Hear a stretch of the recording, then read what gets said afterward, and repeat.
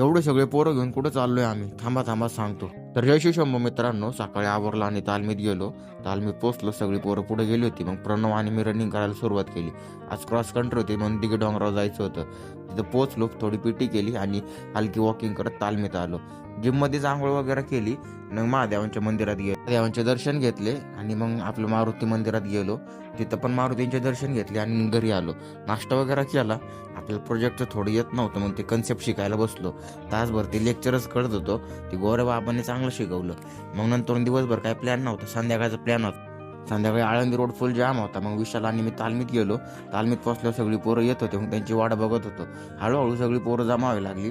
ओम आणि पवन लवकर आले होते. मग आम्ही थांबलो होतो. हॉस्टेलचे पोरं काय उरकतच नव्हते लवकर.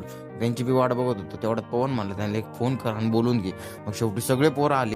आपल्या 3 गाड्या घेऊन जायच्या होत्या. मग आम्ही पुन्हा आवळ्यात निघालो. मग आम्ही यश आम्हाला त्याच्या इकडले किस्सा सांगत होता, किंवा ऐकत होतो.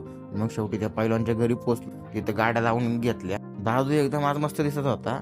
आणि मग नंतर पैलवानचा केक कापायला सुरुवात केली. पण तेवढ्यात तिथे ट्रॅफिक झालं म्हणून थांबलो.